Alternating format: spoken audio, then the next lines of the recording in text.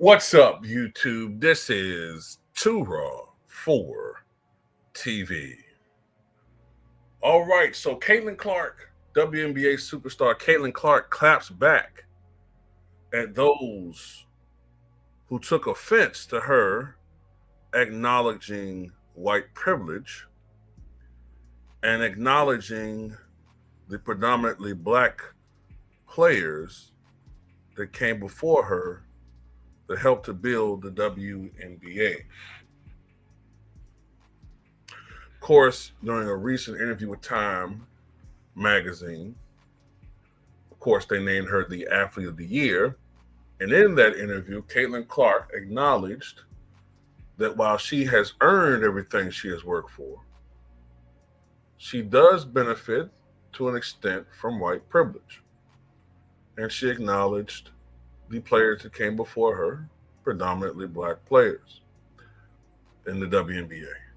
And this, of course, has triggered many of her supporters, the ones who are not just fans of hers because of how she played, but those who look at her as a beacon of pride for other things. You know what I mean? She represents something else to them.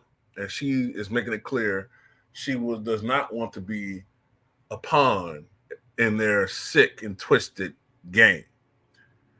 When she was asked recently about this outrage, she said, quote, I think my best skill is just blocking out the noise.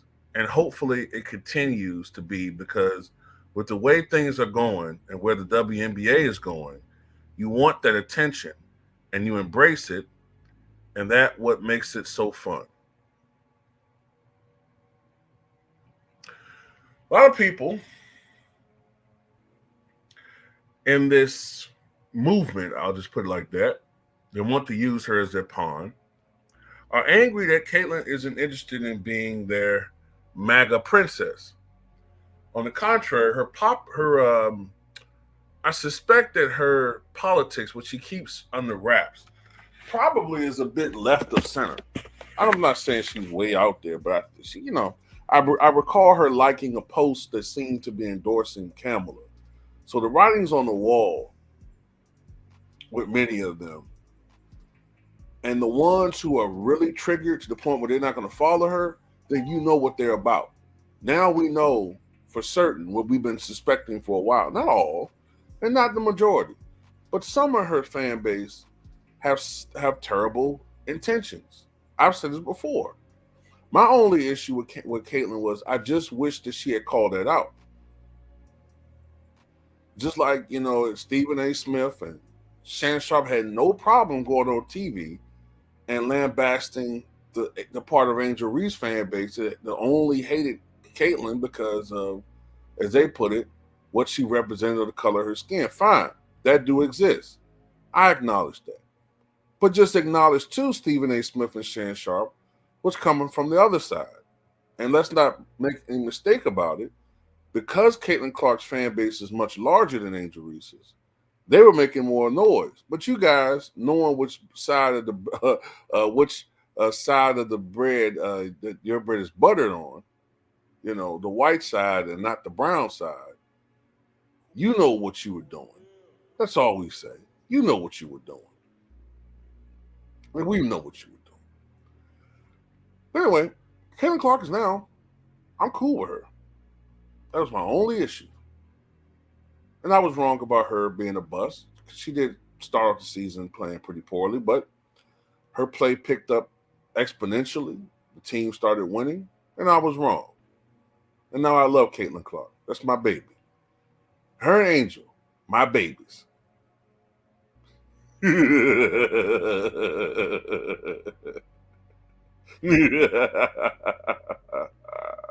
They're mad.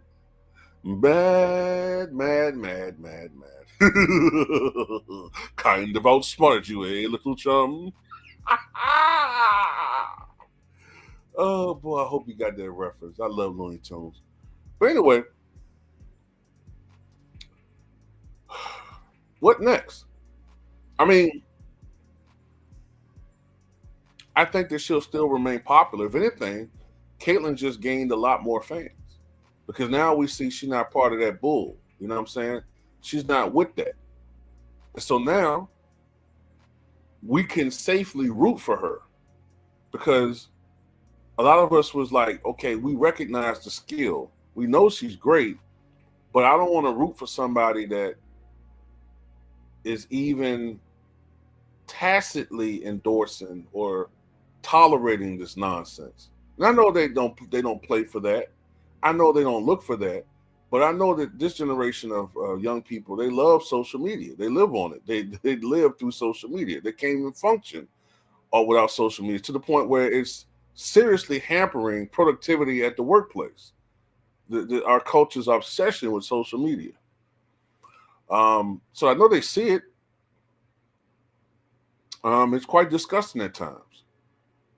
So, you know, especially when you look at the fact that Angel has complained, and you know, to the point where honestly, Shannon Sharpe and Stephen A. Smith seem rather insensitive to it.